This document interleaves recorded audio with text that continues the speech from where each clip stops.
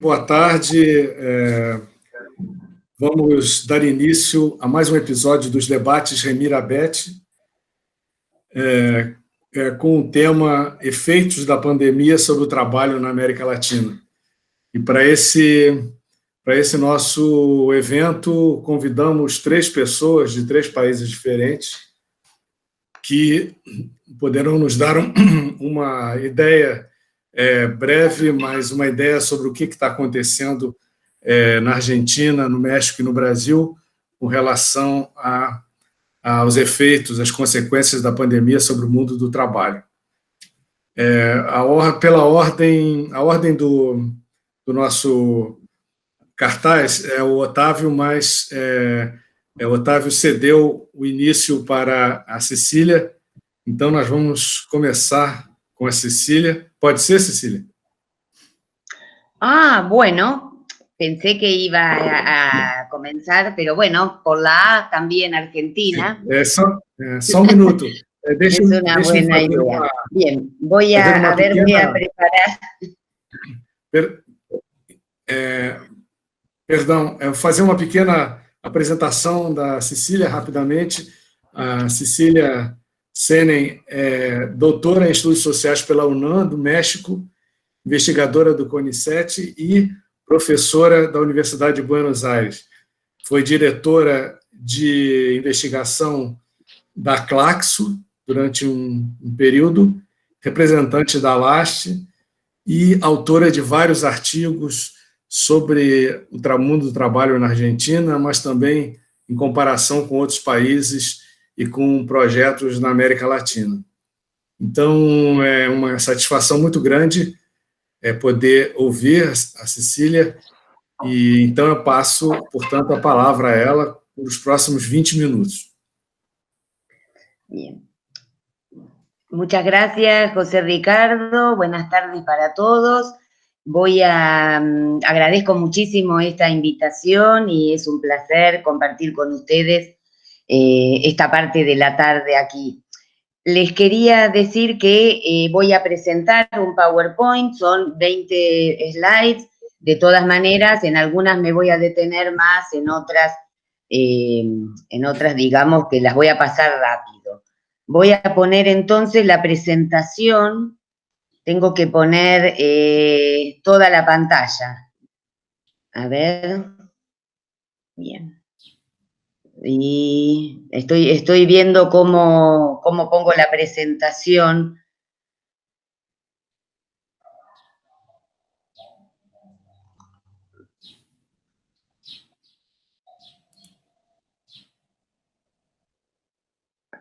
A ver,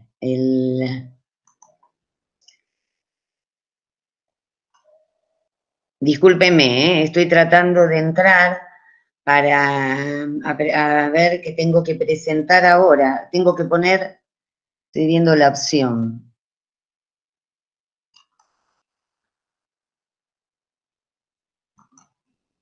Listo. Bien.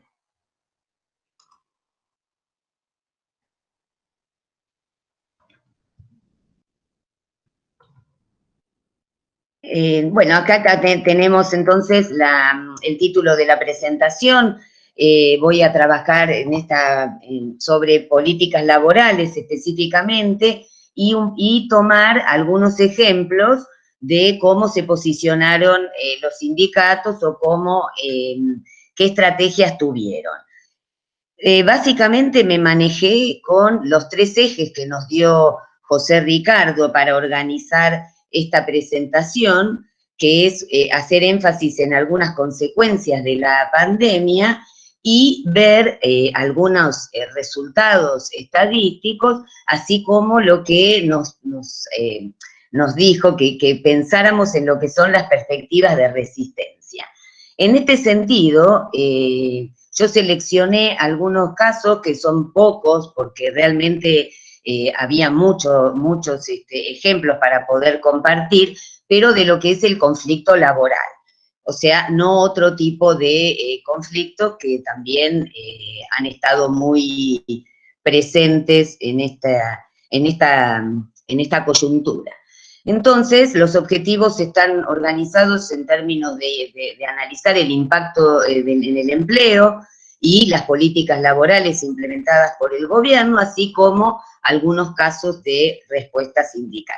Desde el punto de vista metodológico, es un estudio exploratorio, ya que es un estudio en el cual, si bien hay algunos colegas que han hecho algunos informes muy interesantes sobre encuestas en términos del impacto del COVID, en el caso de esta presentación, entonces yo utilizo fuentes bibliográficas, documental, información estadística que proviene del Ministerio de Trabajo, y en la Universidad de Buenos Aires hemos hecho una encuesta a trabajadores de plataforma tomando 400 casos. De todas maneras, yo he trabajado algunos de esos temas, pero no es específicamente el tema que yo estoy investigando actualmente, sino que tomo algunos ejemplos, lo mismo que de otros ejemplos de trabajadores, en este caso trabajadores esenciales. Previo, digamos, a ver la situación de pandemia, nosotros partimos de una situación en la que me parece importante contrastar el punto de partida para poder evaluar con mayor magnitud cuál es la situación actual. Entonces, sintéticamente, tomé algunos indicadores respecto a lo que fue el gobierno neoliberal que terminó, digamos, a fin de diciembre del 2019, y contrastarlo con el contexto actual.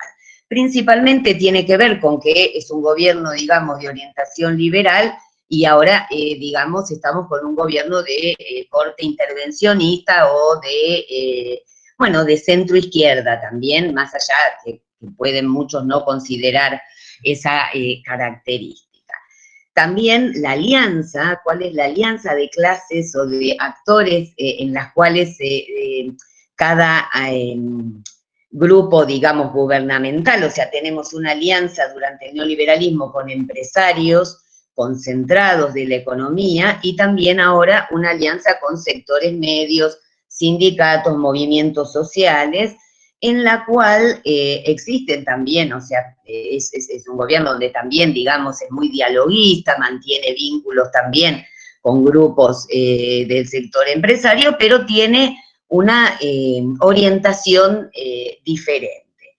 O sea, hay algunos proyectos, como el impuesto a las grandes fortunas, un congelamiento de tarifas públicas que empezó en marzo hasta por lo menos fin de año, y una actitud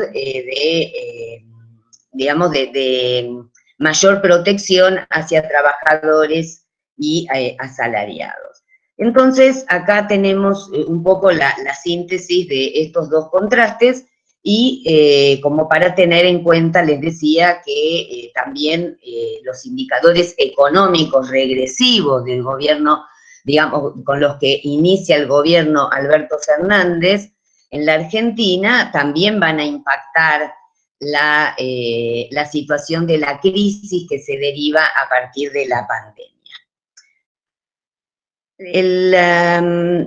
Bueno, el primer, digamos, el primer eje entonces que nos había propuesto José era ver cuáles eran las consecuencias de esta pandemia. Yo voy a analizar unos datos después, pero antes me interesaba que veamos, esto es en base a un informe del CETIR, que es un centro de investigación de la Universidad de San Martín, que hubo una serie de políticas laborales diferenciadas según la situación sociolaboral. Es decir, los trabajadores en relación de dependencia, trabajadores, que acá no me quedó bien, independientes registrados, trabajadores no registrados y desocupados, y población inactiva.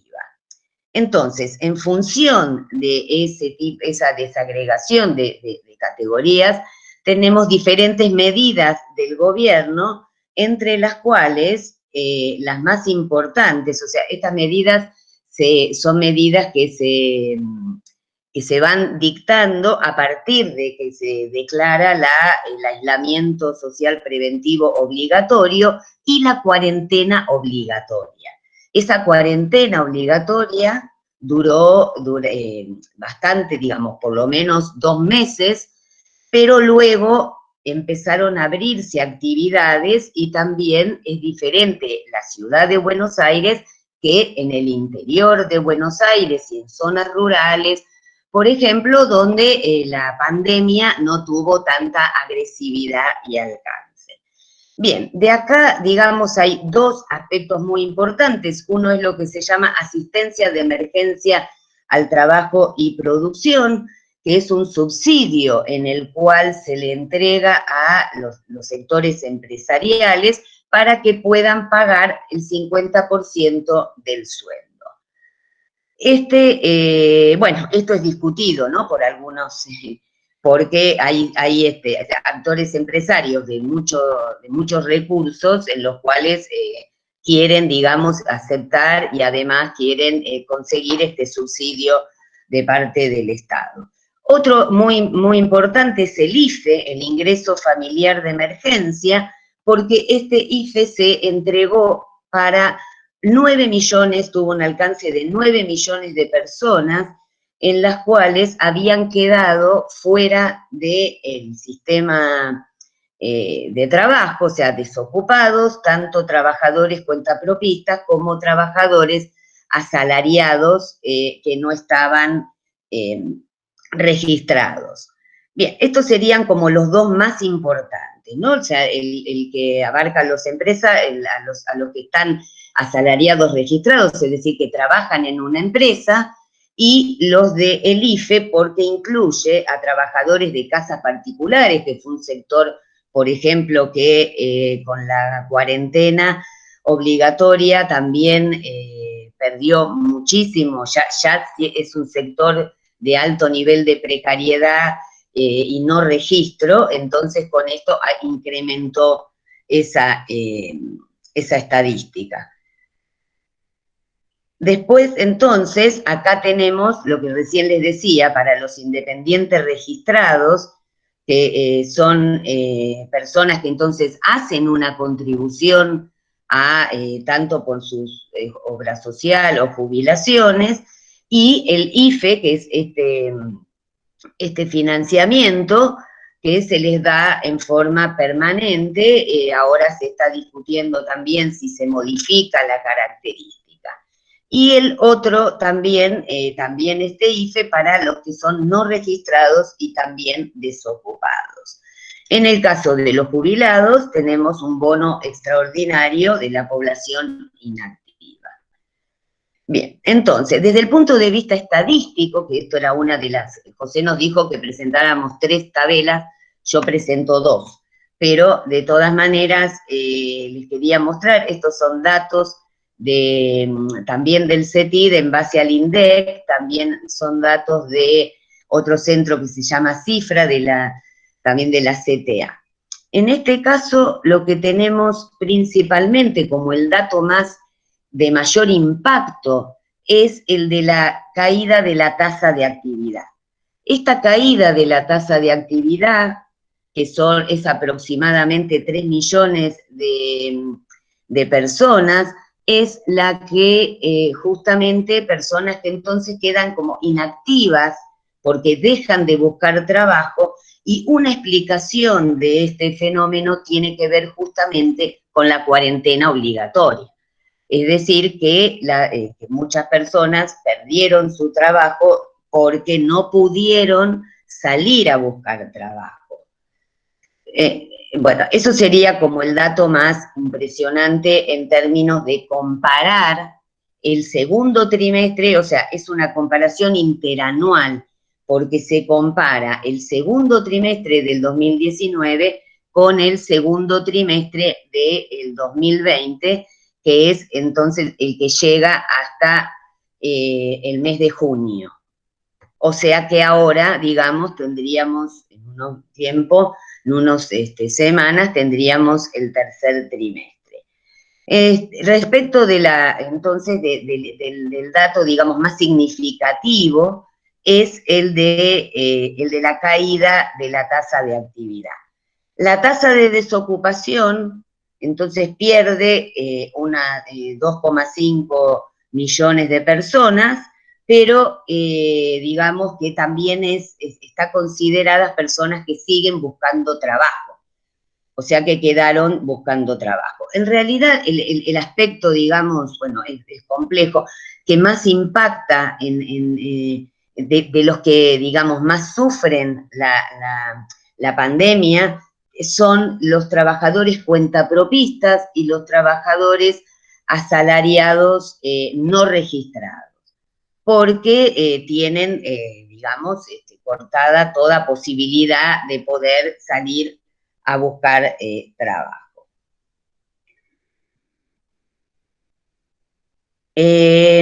Entonces, con esto, digamos, resumimos lo que fueron las políticas del Estado, las políticas dirigidas a diferentes grupos laborales y estadísticamente cuáles serían como dos datos importantes o más importantes, ¿no? Para poder analizar la crisis que implica la pandemia y el COVID y poder tal vez justamente comparar con otros casos.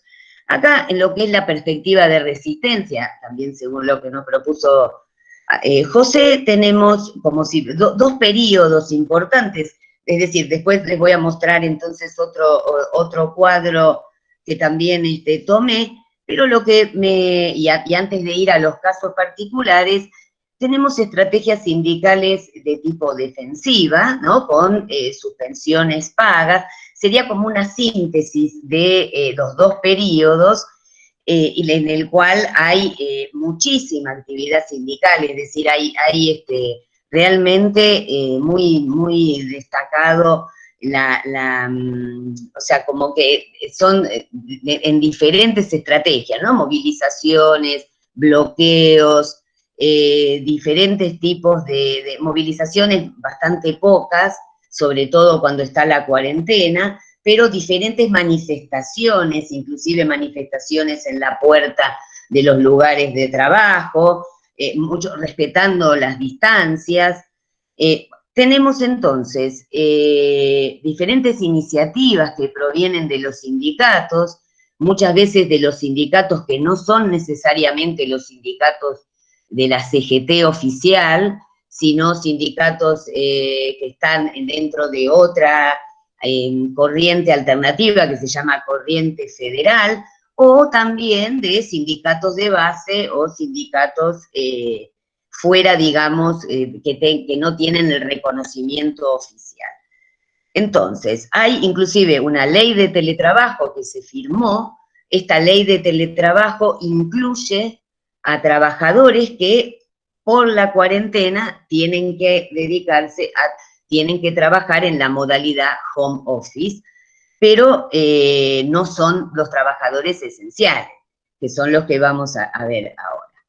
De todas maneras, puede haber también una modalidad de teletrabajo combinándose con trabajadores esenciales, que son los que tienen que salir porque tienen esa característica de esencialidad, tanto sea en el sector, digamos, de medicina, como en el sector de seguridad, en el sector público.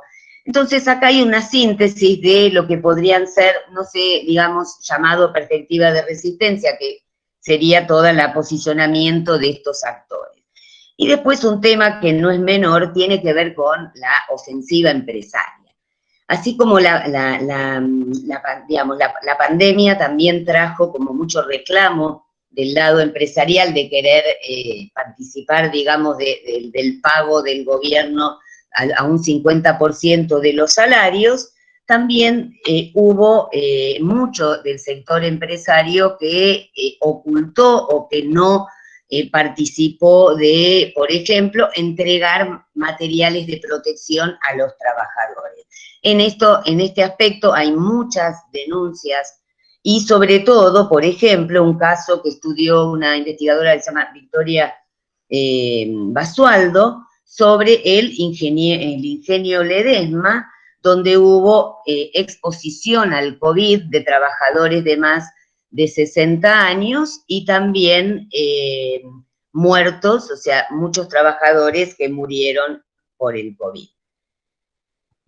Acá tenemos entonces del lado del Ministerio de Trabajo, no es exactamente un índice de conflictividad, pero sí me pareció muy interesante señalar en abril del 2020, es decir, cuando es el momento de cuarentena obligatoria, donde inclusive para poder salir uno tenía que tener una aplicación que se denomina Cuidar, y entonces estar registrado para pedir autorización. Vean en este cuadro que movilizaciones hay solamente 8. Entonces existen las otras, ¿no? Como concentración, como quite de colaboración, cortes de ruta, bloqueos, pero justamente es en el momento, porque acá la pregunta entonces es que con pandemia, uno se moviliza, no se moviliza, ¿cómo es acá la respuesta de los actores, ¿no? Porque realmente en cada movilización o cuando empieza a haber mayor movilización de personas en el amplio sentido, aumentan los casos. De todas maneras, comparándolo con diciembre del 2019, que sería el final del gobierno neoliberal de Macri, acá tenemos 406 total de acciones conflictivas, y en junio, o sea, mediados ahora de junio, 456 con la medida ASPO, ¿no? Del aislamiento social preventivo obligatorio, que no necesariamente es la cuarentena obligatoria, sino el aislamiento que sigue siendo una política de Estado, ¿no? De declarar el aislamiento. O sea, nunca se dijo, bueno, no tenemos más, podemos ya declarar el fin del ASPO. Entonces, seguimos viendo acá, tenemos acá el ejemplo en los trabajadores esenciales. En los trabajadores esenciales, acá tenemos estos dos casos, que serían los trabajadores de reparto en plataforma y los trabajadores de cadenas de supermercado. Estos trabajadores entonces tienen autorización para poder salir desde inclusive mediados de marzo, donde se declaró la cuarentena obligatoria. Acá lo que básicamente me interesa ver es, en términos de respuesta sindical, qué pasó con el tema del COVID y estos trabajadores. En el caso de los trabajadores de plataforma, hay una pregunta que les hemos hecho, que se ha hecho en esta encuesta, y es si se le dio alguna cobertura contra el COVID, y en realidad el 33%, o sea, una parte muy importante, dice que no tuvieron cobertura contra el COVID. Ahora también, digamos, hay muchos datos para analizar, no sé, pero lo que a mí me interesa ver es el tema de, pensando en la respuesta de los trabajadores, existe un sindicato alternativo al sindicato tradicional, que es el caso de la Asociación de Personal de Plataformas, y si bien es un sindicato que no tiene reconocimiento oficial, sí tiene muchas actividades y tareas de asesoramiento con estos trabajadores. O sea, esto digamos pensando en que cómo digamos, frente a una situación de crisis, se organizan los trabajadores, es decir, una situación de crisis como la pandemia. Y otro aspecto que me parece muy interesante, que también se hace en colaboración con esta organización sindical, es una aplicación que se llama Union Platform, que recientemente la acaba de presentar la Fundación Ever en la Argentina, que es una aplicación en la cual los trabajadores pueden, bueno, hay un foro de trabajadores donde pueden comentar sus problemas, hay también un área de asesoramiento, de denuncia, por ejemplo, frente a robos o abusos empresariales. Después tenemos otro caso que también es muy heterogéneo en términos de la protección y de la organización de los trabajadores, es el caso de los trabajadores de supermercados. En este caso, digamos, no tenemos muchas preguntas, no tenemos, perdón, muchas entrevistas, tenemos algunas, pero también estos actores tienen una gran presentación mediática en las redes sociales. Entonces, ha sido también una fuente muy importante de información. Lo que hemos constatado es que si bien los supermercados toman cierta protección para los trabajadores, dan alcohol, guantes o tienen esa protección, de todas maneras existe una mayor intensificación del trabajo porque los mismos trabajadores de supermercado tienen que decirle a la gente que va a comprar que se mantengan distantes o si no tienen algún barbijo o protector, pero también lo que se ha constatado es un gran incumplimiento del lado de los supermercados para, en caso de trabajadores con COVID. Esta es una información que saqué recientemente para este mes.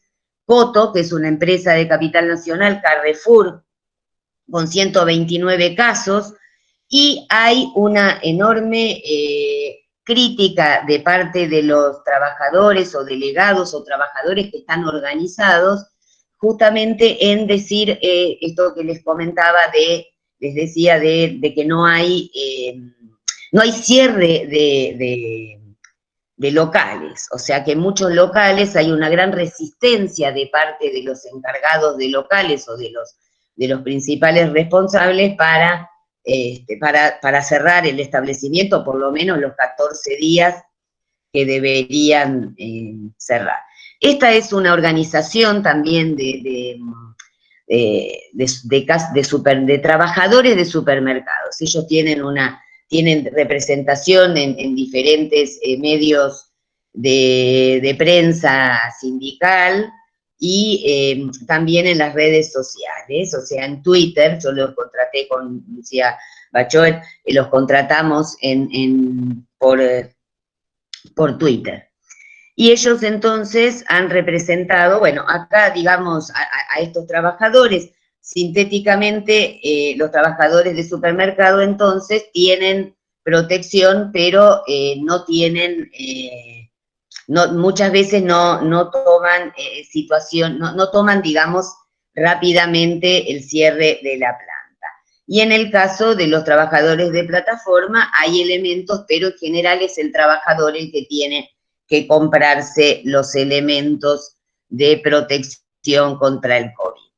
Bueno, para cerrar la presentación, tenemos el primer objetivo, que era el objetivo de analizar qué había hecho el gobierno respecto en el caso de Argentina. Vemos que hay una gran presencia de la intervención del Estado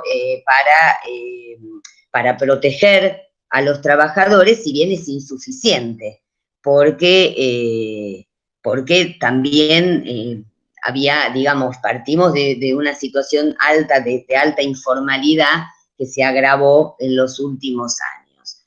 Acá hay, digamos, hay también algunas conclusiones que se pueden ir sacando respecto de la participación de organizaciones sindicales como alternativas a la CGT, pero de todas maneras la CGT, que es la organización oficial, digamos, ha participado de las convenciones paritarias para analizar los aumentos de sueldo y de salarios que han quedado congelados, no solo de los 4 años anteriores, sino que también de la situación actual. No se han elevado los salarios como algunos sectores pretenden o necesitan. El sector público, por ejemplo, es un sector dentro de todo bastante protegido, ya que siguen, digamos, teniendo su sueldo, aunque también no es suficiente. Acá entonces podemos decir que si bien la situación de COVID cambia las formas tradicionales de acción colectiva, tenemos una enorme participación en la conflictividad también social, que es la que yo no he tomado, pero que es muy importante porque abarca otros actores colectivos. Y acá tenemos entonces como importante ver que esta situación que podemos analizar en los dos casos de trabajadores esenciales es también extensiva a otros trabajadores esenciales, ¿no? Sobre todo con la ofensiva empresaria, muchas veces de encubrir las situaciones para no cerrar, es decir, para priorizando, digamos, los objetivos económicos por sobre la salud de la población. Bueno, muchas gracias. Muchas gracias, Cecilia, por la presentación. Passamos agora para Otávio Maza, doutor em Estudos do Trabalho pela Universidade Autônoma Metropolitana do México, professor e pesquisador do Departamento de Sociologia e Antropologia da Universidade Autônoma de Águas Calientes, foi presidente da Associação Mexicana de Estudos do Trabalho e tem uma larga produção de artigos e livros sobre a temática do trabalho. Então, passo a palavra agora para o colega Otávio Maza.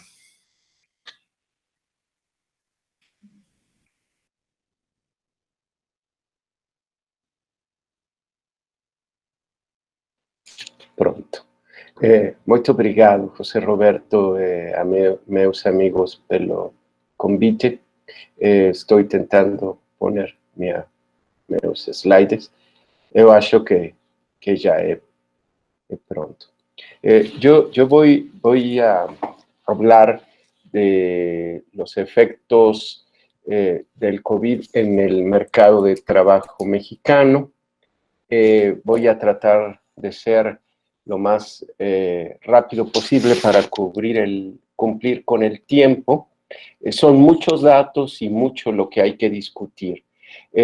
No sé qué tanto se puede ver esta diapositiva, pero es una diapositiva que tomé del Financial Times, y lo que me interesa que veamos es que nuestros 3 países están en la región de mayores muertos, mayor número de muertos por el COVID y mayor efecto económico. Entonces tenemos, parece ser que las conjunciones más negativas, aquí está México, Brasil y Argentina. Entonces, yo creo que esto nos habla del problema que estamos viviendo. Esta es una diapositiva que creo que quedó muy mal, pero es un artículo publicado originalmente en portugués donde se habla de las economías más afectadas por el COVID y mencionan como una de estas México, y tiene que ver con el ambiente económico previo y las políticas económicas que está siguiendo el gobierno mexicano. Y aquí entramos ya a las diapositivas que sí se ven. El principal problema que vemos en México tiene que ver con una caída del Producto Interno Bruto que ya tenía una tendencia negativa desde 2019. Aquí ustedes pueden ver que inicia la caída y tenemos una caída estrepitosa que más o menos estamos hablando de que los cálculos son que tendremos una caída del Producto Interno Bruto del 10% durante este año. Esto tiene sin duda un efecto en el incremento de la pobreza y en la reducción de los puestos de trabajo. Entonces, la crisis económica no es solo producto del COVID, sino de las condiciones que ya se venían dando en el país, específicamente desde 2019. Estamos hablando de un incremento de los pobres que vendría a ser que tienen el Banco de México está, y Coneval, que es el organismo encargado de evaluar la pobreza en México, está calculando que podemos subir 6 millones en el escenario más positivo o 10 millones de pobres en el escenario más negativo. Y esto tiene que ver con el efecto COVID, pero también con la carencia de políticas públicas para solucionar los problemas en México. En el escenario más negativo terminaríamos con 56% de la población en pobreza para este año. Uno de los datos que llama la atención es el desempleo, que como ven, a partir del periodo de la pandemia crece, si bien en junio, julio tiene su máxima expresión, empieza a disminuir. Entonces, lo que yo pretendí fue presentar los datos de más largo plazo porque algunos organismos oficiales mexicanos hablan de una recuperación, pero esta recuperación es con respecto a los meses anteriores. Es decir, que si comparamos con el año anterior, pues nos daremos cuenta de la diferencia tan grande que tenemos en el desempleo. Luego, si consideramos el ingreso, y creo que aquí están los grandes problemas de México, es que en los ingresos más altos, que estamos hablando de 5 salarios mínimos, hay una reducción. El que está en preto es el más actual, y donde hay crecimiento es en los salarios más bajos. Si se dan cuenta, hasta un salario mínimo, o sea, los más pobres son los que crecen. Crece también entre 1 y 2 salarios mínimos, pero de 2 a 3 ya hay una caída, de 3 a 5 y de 5 más también hay una caída. Es decir, que lo que se están incrementando son los ingresos pobres, muy pobres, ¿no? Otro elemento que a mí me gustaría poner a discusión es el aumento del trabajo de cuidados. Por ahora no tenemos las escuelas abiertas, estamos tomando homeschool tanto en la educación básica como en la educación superior. Entonces esto implica una mayor carga en principio para las madres, aquí lo pueden ver, y en algunos casos también para los padres, pero esto está implicando un incremento del trabajo no remunerado, especialmente de las mujeres. Pero creo que el indicador que es más relevante es una medición que es la población no económicamente activa, es decir, aquellas personas que pierden el trabajo y por las condiciones del mercado no están buscando regresar al mercado. Estos eran 37 millones de personas en agosto 2019 y tenemos ahora 43 millones de personas. Este es uno de los datos más impactantes, porque tal vez si habláramos de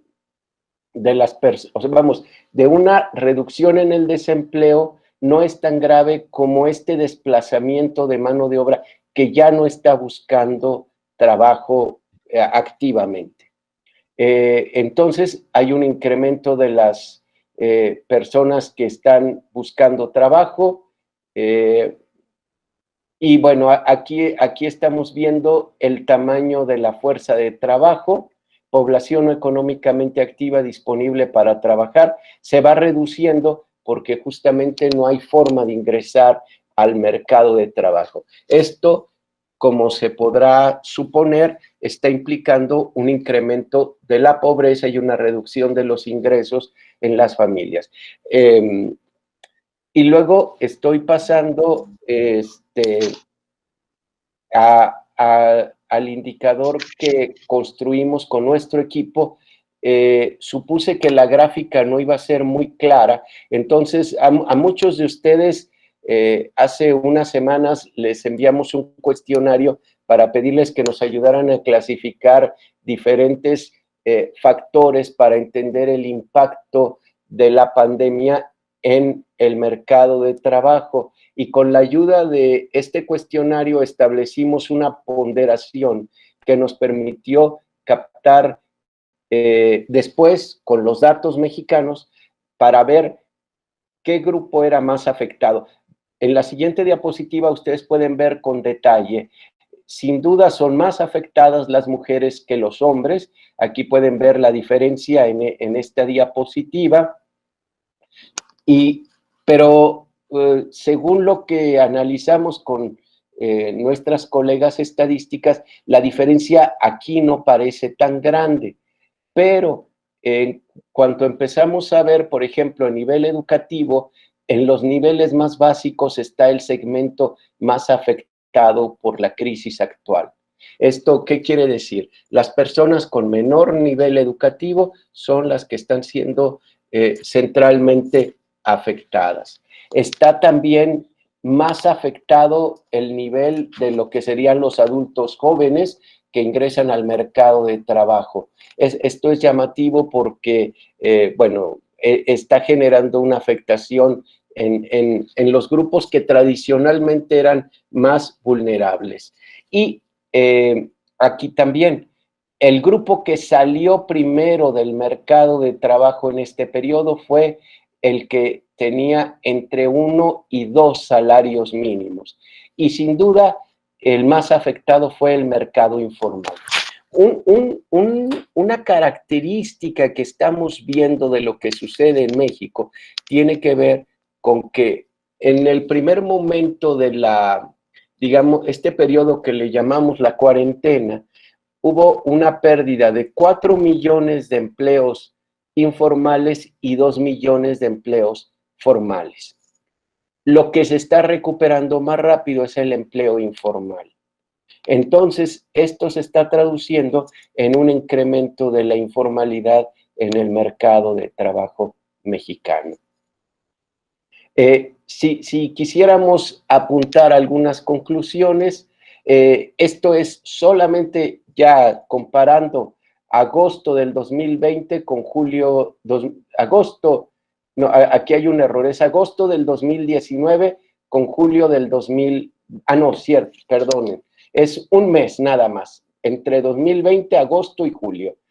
Regresan ya 0.6 millones de personas al mercado de trabajo, empieza a crecer el número de ocupación de horas trabajadas, pero aquí ya tenemos uno de los datos que mencionaba. En un solo mes crece 0.5 millones de personas el trabajo en la informalidad, ¿no?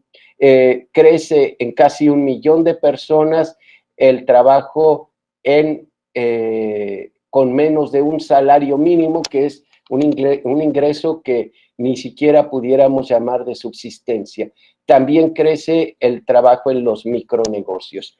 Con todo esto, México no estableció un sistema de ingreso de emergencia, hubo ciertos créditos para los micronegocios, pero no hubo una atención como política de Estado para reducir los despidos, los retiros de las personas del mercado de trabajo.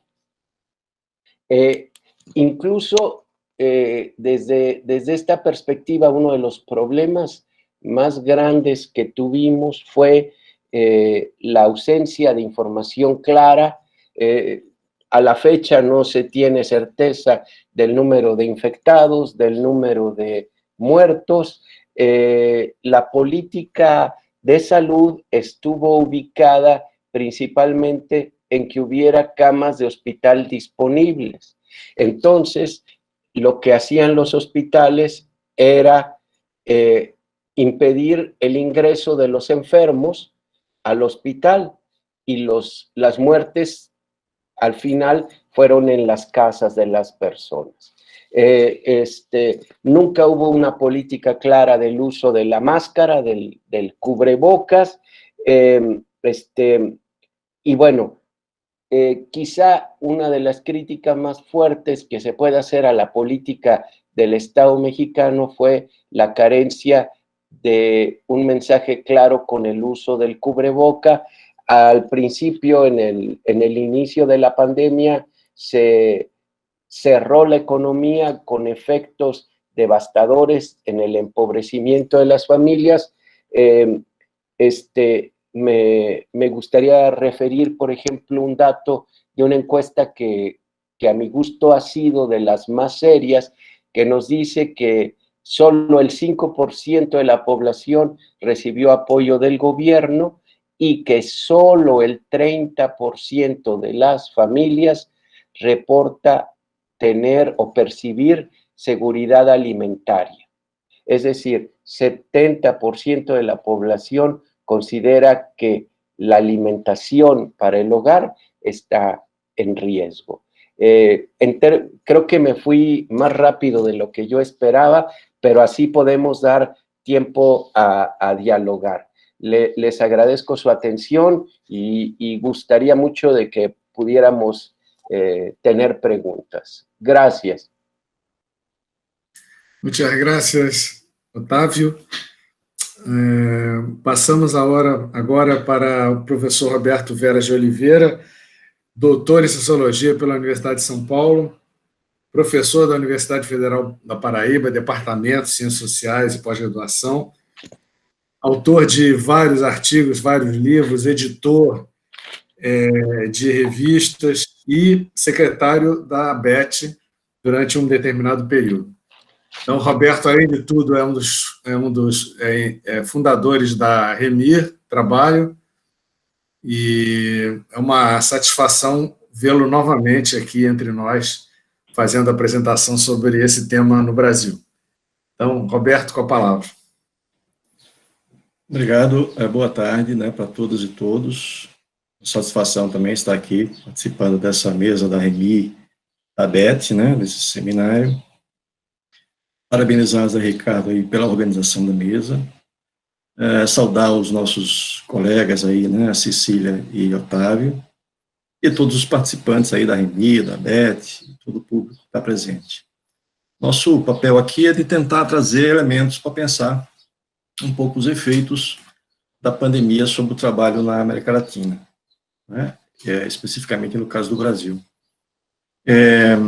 O meu propósito foi o de tentar organizar um material que condensasse um pouco as principais questões. Acho que deixei bastante coisa de fora, e certamente não trarei grandes novidades, mas o objetivo é principalmente o de procurar sistematizar alguns dos elementos que considero importantes, fundamentais para pensar esses efeitos, e, sobretudo, apresentá-lo de maneira didática, para que a gente possa fazer as comparações com os outros países aí.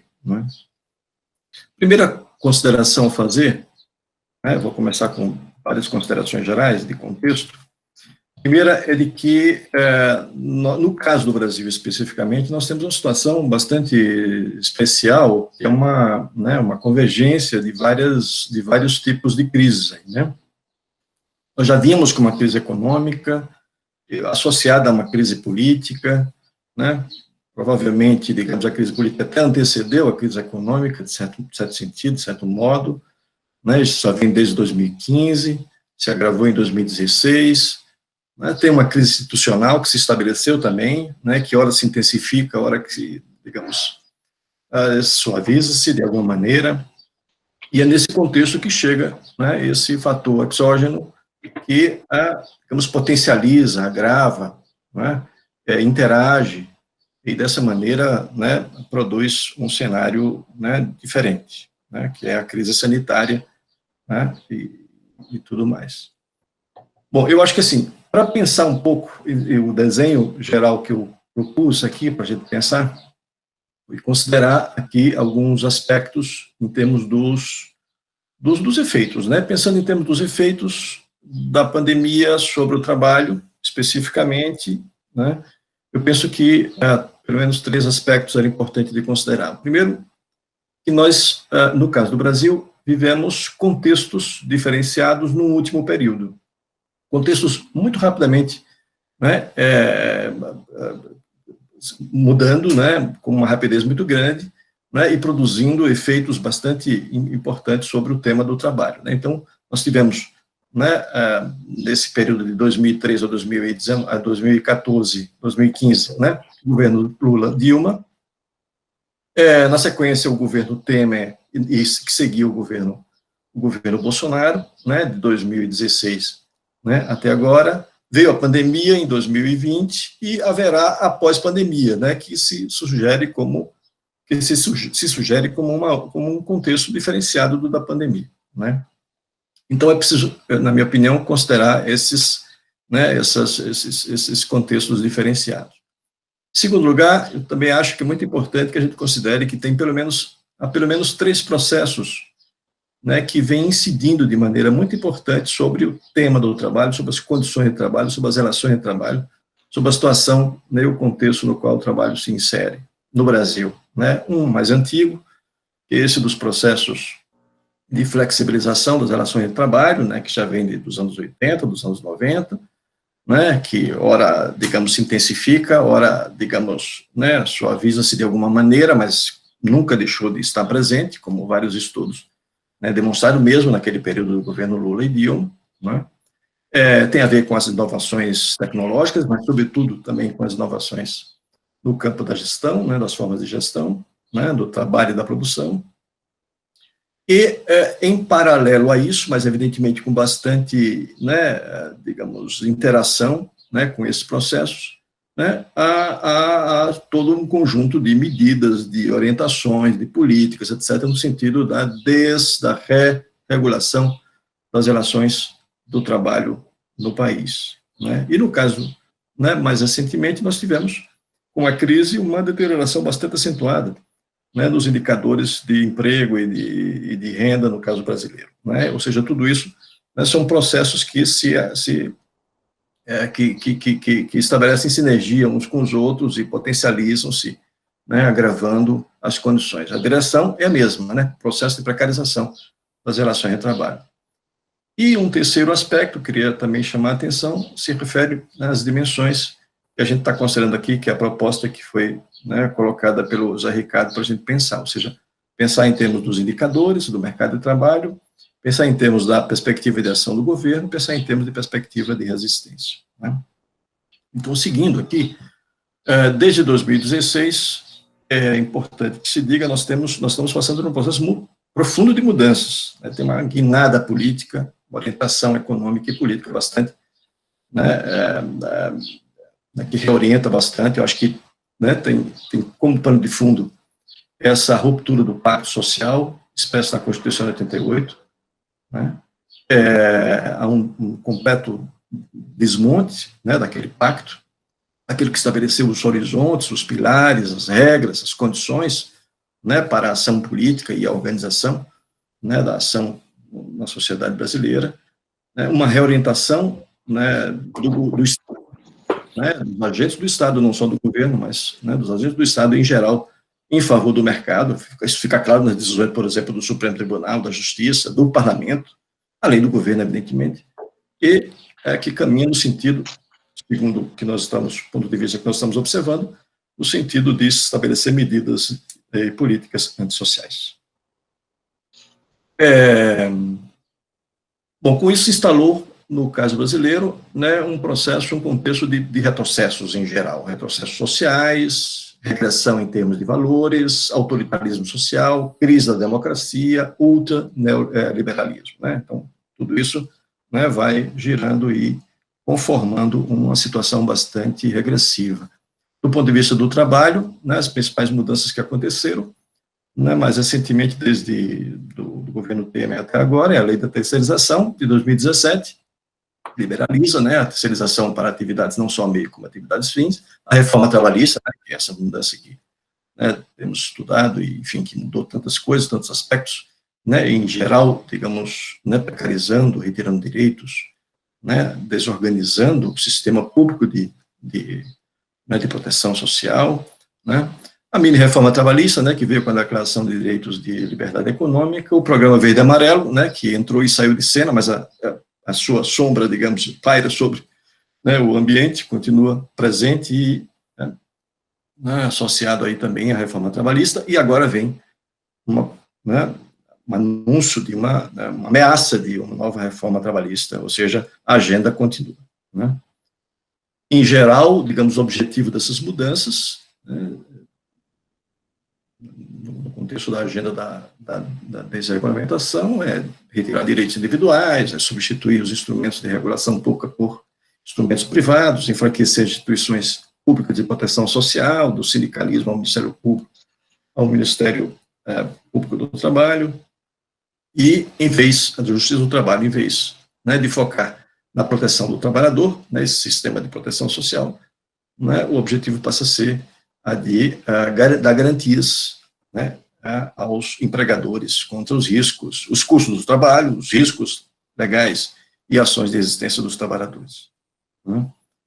Bom, então, vem a pandemia, né, que se estabelece como um fator exógeno, potencializando a crise já existente, tem como características especiais o fato de conjugar de uma maneira bastante articulada e abrupta uma contração da oferta e uma contração da demanda, instala-se um ambiente bastante, né, de muita incerteza para os investimentos e tudo mais, né, e também traz mudanças de hábitos bastante importantes, né, tudo isso que aconteceu em termos de home office, de empresas de aplicativos, comércio eletrônico, etc., né, mudança no padrão de produção e no padrão de consumo, aceleração das inovações tecnológicas e, claro, tudo isso potencializando esse contexto de crise do emprego, do trabalho e tudo mais.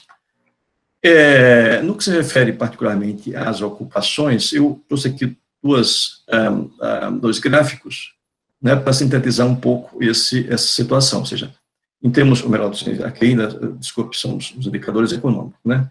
Então, nesse primeiro gráfico aqui, né, nós são dados das contas nacionais, do IBGE, né, PIB, preço de mercado, é esse azulzinho aqui, né, então, despesas de consumo das famílias, né, despesas de consumo da administração pública, né, que é o verdinho, e a formação bruta de capital, né, todos, né, é um contexto diferenciado aqui no período, né, Lula-Dilma, né, tem sempre aqui, né, alguma queda ou instabilização embaixo, né, depois alguma estabilização um pouco com a tendência de pequena subida e uma queda abrupta.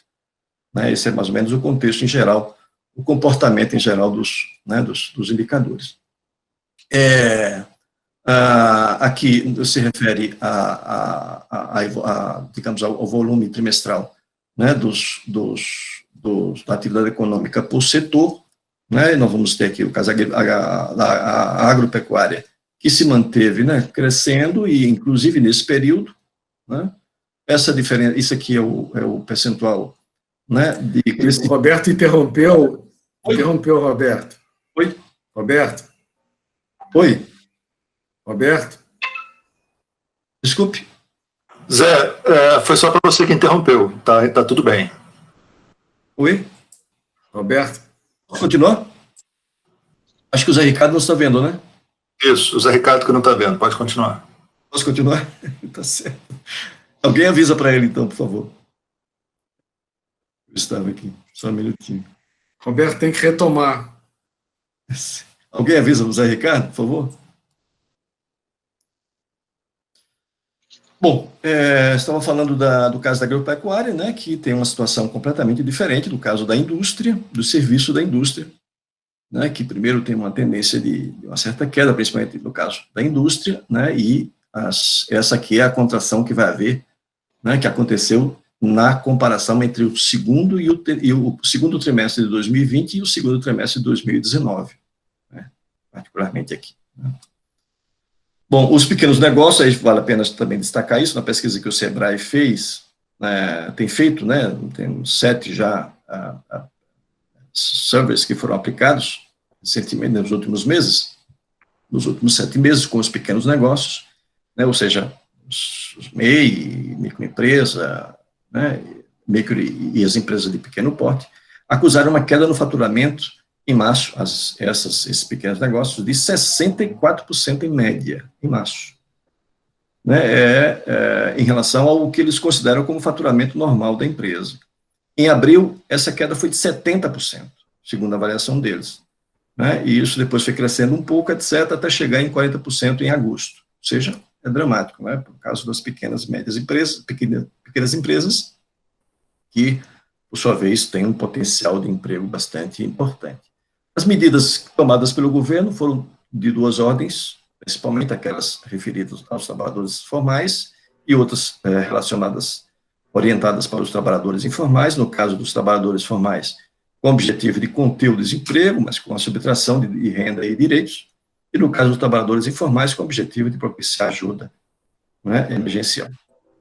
No caso dos trabalhadores assalariados formais, foram duas medidas principalmente, né, a medida provisória 927, de março, né, que continuou válida até 19 de julho, que autoriza, entre outras coisas, né, autoriza a redução da jornada de trabalho com a correspondente redução salarial, amplia as possibilidades de utilização do teletrabalho de acordo com as instruções do empregador, expande o espectro de negociação individual, sempre, né, nessa direção, flexibilizando direitos sem contrapartidas. A 936 foi a mais importante, mais abrangente, autoriza as empresas a reduzirem temporariamente a jornada de trabalho e os salários na mesma proporção e a suspenderem os contratos de trabalho em troca de um benefício pago pelo governo, garantia de emprego pelo dobro do tempo em que durarem as medidas e uma possível ajuda compensatória mensal sem natureza salarial a ser paga pela empresa. Então, a redução da jornada foi com correspondente redução do salário, aconteceu em 3 categorias, de 25%, 50% e 70%, né? Suspensão do salário também.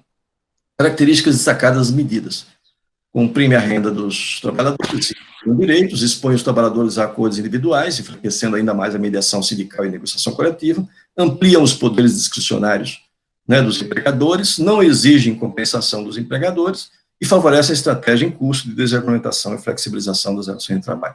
O Ministério do Trabalho, no caso da Secretaria de Previdência e Trabalho, né, divulgou em agosto, né, esses dados de que, né,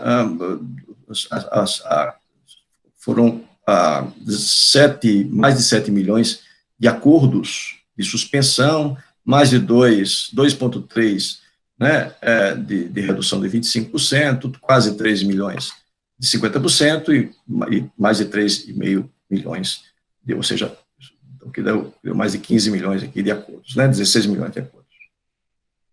Um percentual bastante razoável.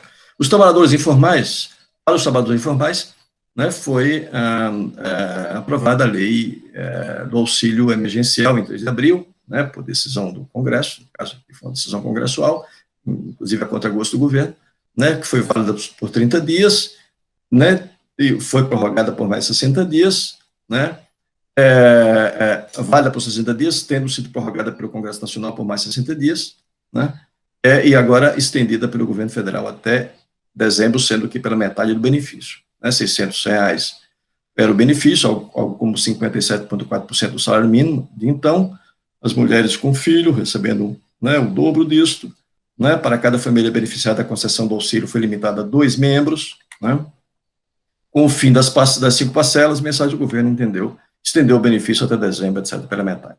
Segundo a PNAD Covid, 43, isso aqui é uma informação, né, bastante impactante, né, 43,9% dos domicílios do país contavam até agosto de 2020 com pelo menos uma pessoa que havia recebido o auxílio emergencial.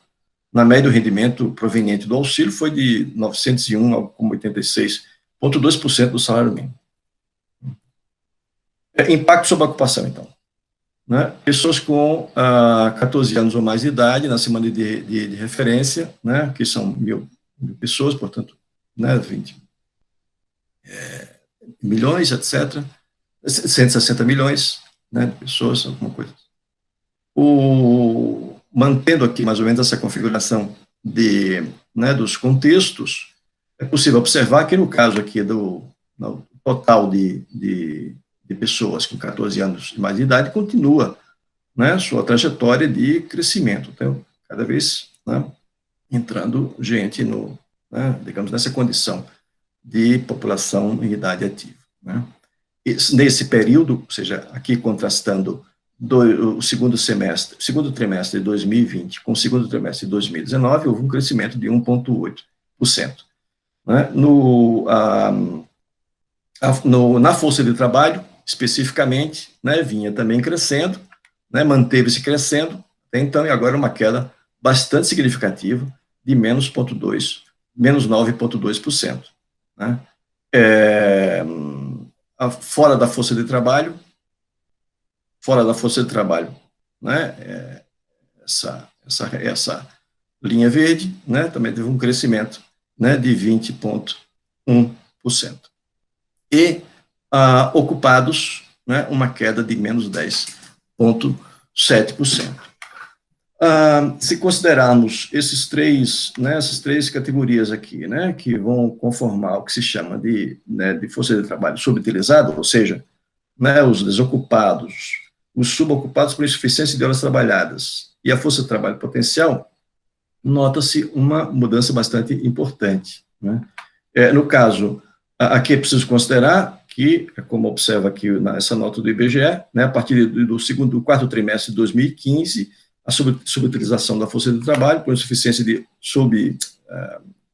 subocupados, né, por insuficiência de horas trabalhadas, passou a ser calculada com base nas horas habitualmente trabalhadas e não efetivamente trabalhadas, como antes, portanto, a partir daqui. Né, então, né, não é possível considerar essas duas né, retas aqui, né, comparativamente. Mas é possível observar que tem um comportamento aqui anterior e tem um comportamento posterior. No caso do período posterior, o que se nota é um crescimento bastante significativo do período do governo Temer, passando para o governo Bolsonaro, né, da força de trabalho subutilizada. E um crescimento ainda maior, se comparado o segundo trimestre de 2020 com o segundo trimestre de 2019, de 12,5%. Né? Enquanto que, no caso dos subocupados, por insuficiência de hora trabalhada, houve uma diminuição de menos 23%. Os desocupados, um crescimento pequeno nesse período, né? Nós estamos sempre nos referindo à comparação entre esses dois trimestres, né? Esses dois períodos aqui, no segundo trimestre de 2020 e o segundo de 2019. Agora, o que impressiona é o crescimento da força de trabalho potencial, ou seja, aquelas pessoas que estavam disponíveis, mas não procuraram emprego, né? Ou não estavam disponíveis e procuraram emprego. Né? E conformando, portanto, esse segmento especial, né, da força de trabalho, né, que não está ocupada, né, mas que está na iminência de conseguir um lugar, se assim aparecer a oportunidade. 63,5%. Né? A pena de Covid, bom, até para relativizar um pouco esse dado aqui da desocupação, né, da taxa de desocupação, a pena de Covid tem calculado, né, já no período aqui, né, evidentemente, da pandemia, né, um crescimento sistemático dessa taxa, né, de 10,7% em maio, né, passa para agora, né, em setembro, 14,4%.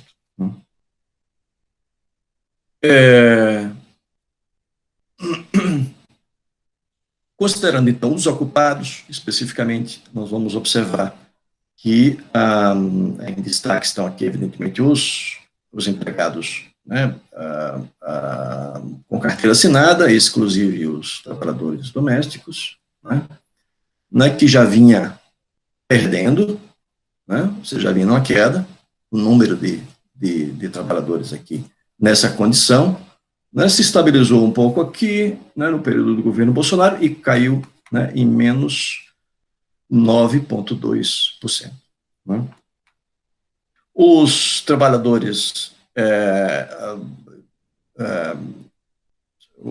por conta própria, né, essa outra linha aqui é azul, né, deixa eu ver aqui, só um minutinho que não está aparecendo, mas trabalhador por conta própria, né, menos 10% também, né, vinha crescendo um pouquinho aqui, né, continuou crescendo um pouco, depois caiu abruptamente, né, assim como os trabalhadores empregados sem carteira assinada, né, também vinham crescendo, né, lentamente e caiu.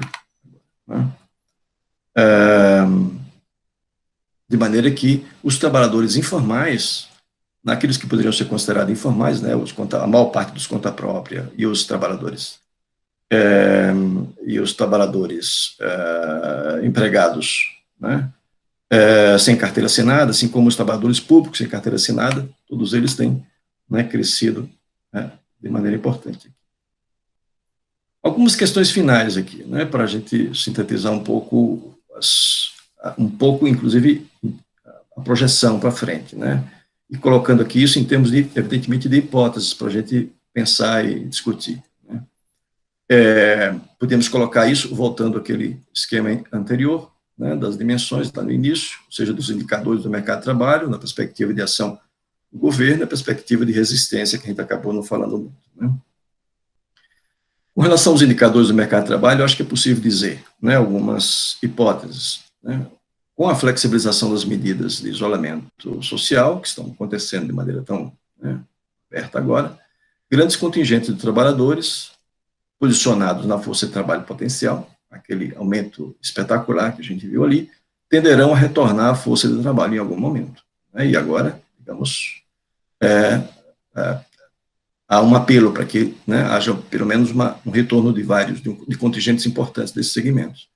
Com isso, pressionando para cima a taxa de desocupação e o nível de informalidade. Então, essa é uma tendência, né, a taxa de desocupação já está aumentando de maneira importante, ó, a PNAD Covid está registrando isso, né, o nível de informalidade que caiu por conta da queda nos trabalhadores, né, nos contratos, no número de trabalhadores assalariados informais, e os trabalhadores por conta própria, né, pelas condições do isolamento social, agora tendem também a cada vez aumentar, né, inclusive, né, com a manutenção e até a diminuição do número de trabalhadores assalariados com carteira.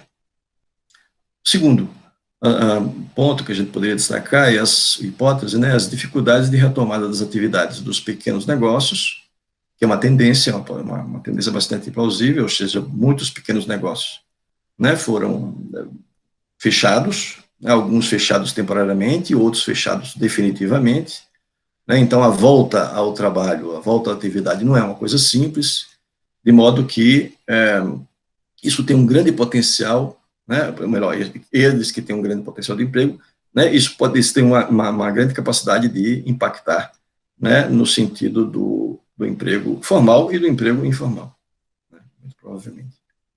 A permanência da pandemia por mais tempo, a continuidade da crise, a aceleração dos processos de flexibilização das relações de trabalho, e a gente está vendo aí a plataformização, home office, terceirização, pejotização, etc., e o aprofundamento da desregulamentação, com a reforma que vai vir por aí, e outras medidas que serão tomadas, muito provavelmente, né, agravarão, né, como tendência, né, essa muito razoável prever isso, agravarão ainda mais o caráter precário do trabalho no país. Né, há muitos fatores concorrendo para isso. A continuidade ou ampliação da política de transferência de renda contribuirá para mitigar a pressão sobre o mercado de trabalho trazida com o retorno dos que se encontravam na força de trabalho potencial. Então, essa é uma possibilidade de alguma medida ser mitigada por, né, na hipótese dessa política se estabelecer de alguma maneira. Né. Com relação à perspectiva de ação do governo, evidentemente, né, tudo indica e nada, né, indica o contrário, né, continuará a agenda de desregulamentação, né, com a reforma trabalhista e tudo mais, continuará a agenda de privatizações e desmontes dos serviços e das políticas sociais, continuará a agenda de regressão comportamental e política, continuará a agenda de criminalização do sindicalismo e dos movimentos sociais, mas a continuidade da pandemia e da crise exercerá forte pressão pela continuidade das medidas de auxílio, favorecida pelo uso político dessa agenda, né, como a gente tem visto, né, nas movimentações que o governo federal tem feito nesse momento, né, depois que o auxílio foi implementado, né, e os efeitos políticos que isso tem causado. Há uma atuação centrada em 3 pilares, né, como claramente estava delimitado antes da pandemia: ultraliberalismo, autoritarismo e retrocesso social e comportamental, né, poderão ser incorporados uma agenda de investimentos públicos, em alguma medida, certamente, uma medida bastante, né, contida, e uma política permanente e ampliada de transferência de renda. Essa é uma possibilidade, né, que está colocada bastante, anunciada aí, enfim, né, que é, né, uma situação contraditória, mas não comprometedora dos princípios e do norte desta orientação política que o governo vem adotando. Com relação à perspectiva de resistência, os sindicatos têm sido fortemente atingidos pela crise econômica, pela reforma trabalhista, pelo caráter antissindical da postura dos agentes do Estado, no âmbito dos 3 poderes. Os estudos, inclusive, da REMI, e outros que vêm sendo feitos, etc., têm mostrado isso fartamente. As centrais sindicais, apesar de certa convergência de agendas entre elas, têm tido uma dificuldade em pautar as demandas dos trabalhadores e uma agenda social na sua interlocução com o governo, o Congresso e a sociedade. Há uma dificuldade clara nesse sentido, e, portanto, uma dificuldade em encontrar uma saída política para a situação que está estabelecida. Estudo de ESE, da REMI, estudos, indicam que os sindicatos têm reagido de alguma maneira. Então, evidentemente, é preciso levar em conta isso diante dos impactos trazidos pela Covid e pelas medidas do governo. São pontuais e efêmeras, no entanto, as manifestações de trabalhadores também por fora dos sindicatos, embora as mobilizações dos entregadores em junho, julho, tenham se constituído em um acontecimento da maior relevância. Agradeço a atenção de vocês e me coloco à disposição para debater os temas, as questões que a gente levantou. Obrigado. Obrigado, Roberto. Tivemos 3 excelentes exposições e nós temos agora mais uns 35 minutos para perguntas e voltamos aos apresentadores logo em seguida. Eu vou receber as inscrições pelo chat, tá? Quem quiser se inscrever, por favor, escreva e em seguida passamos para os apresentadores. Abertas as inscrições. Lucila. Seria importante o Roberto desligar a apresentação, por favor, Roberto. Desculpe. Lucila, pode perguntar.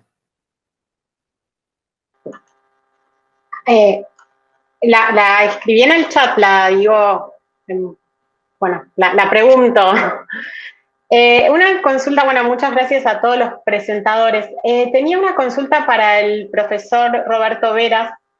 Acá en Argentina tuvo amplia difusión, sobre todo en medios de prensa opositores al gobierno, un informe elaborado por la Fundación Getúlio Vargas que indica que la pobreza disminuyó considerablemente en Brasil.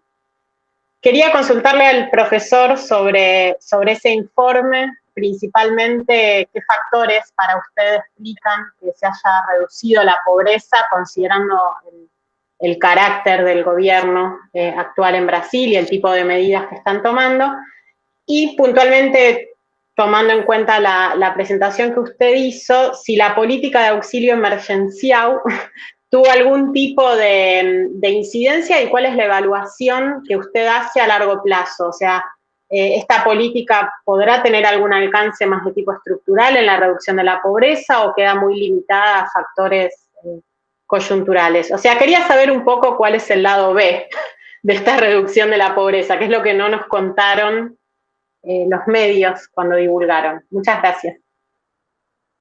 Ok, obrigado, Lucila. Dari, por favor. Viu? Só o seguinte aqui. Eu ia escrever aqui, mas me atrapalhei 2 vezes. Então, eu queria falar o seguinte aí. Primeiro, parabéns às 3 exposições, foram ótimas, muitos dados, informações, bastante que dá para comparar entre os 3 países, mas tem 2 coisas que me chamaram a atenção, queria que vocês comentassem mais. Uma primeira, nos 3 países, o problema do emprego aparece mais no crescimento da força de trabalho que sai da atividade econômica, ou seja, que deixa de procurar trabalho, que deixa de estar ocupado. Então, os dados aqui dos 3 mostram claramente um crescimento forte da população em idade ativa fora do mercado de trabalho, ou fora da força de trabalho, melhor dizendo. Então, a segunda questão que também me chamou a atenção E aí queria que ouvir um pouco mais os três. Cresceu muito, cresceu também, parece, na pandemia, os movimentos de resistência dos sindicatos. Os sindicatos mostraram, de certa forma, uma capacidade de ação. Nos três países, isso eu acho que parece, assim, mais... talvez aí no México, talvez ficar um pouco mais claro, né? Teria que ficar um pouco mais claro, entender um pouco melhor sobre isso. Mas a Cecília e o Roberto falaram isso mais também explicitamente. Aí. Então, o que eu queria ouvir os três sobre se isso significa algum indicador que, no momento de crise, a instituição sindical começa a recuperar um pouco a sua função de ser na sociedade. Começa a ter um pouco mais de reconhecimento social. O que avaliação que vocês fazem um pouco disso? Tá? São essas duas questões, são essas duas observações e última questão aqui. Obrigado. Obrigado, obrigado, Daria. Adalberto. Eu queria fazer um comentário que tem a ver com o impacto da pandemia nas pequenas e médias empresas nos três países.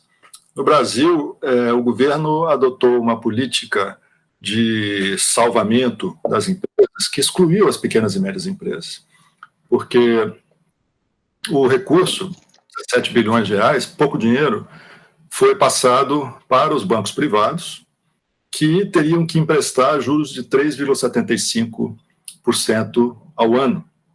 E os bancos tinham que assumir o risco do calote das empresas. Então, os bancos impuseram muitos obstáculos às pequenas e médias empresas, com a perspectiva de que a taxa de calote seria muito alta. A consequência disso é que o Brasil perde anualmente 600 mil pequenas e médias empresas. Morrem. Nesse ano, até a primeira quinzena de junho, morreram 760 mil empresas, pequenas e médias empresas. Isso significou uma perda líquida de quase 2 milhões de postos de trabalho formais. E isso até junho. Né? Essas empresas morreram. Isso vai significar um problema sério na retomada, porque as pessoas vão procurar emprego e os empregos não existem mais nas pequenas e médias empresas, que geram 66% do emprego formal no Brasil. Eu queria saber como é que é a situação no México e na Argentina em relação a esse aspecto específico, pequenas e médias empresas. Mais alguma pergunta? Então, voltamos aos apresentadores. Cecília, por favor.